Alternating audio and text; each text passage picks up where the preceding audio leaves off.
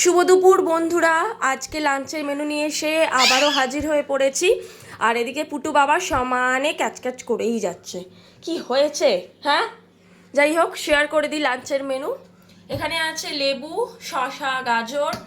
এখানে আছে পোস্ত ছড়িয়ে লাল শাক ভাজা। এখানে আছে সাদা ভাত আর একটা মাছ ভাজা করা আছে।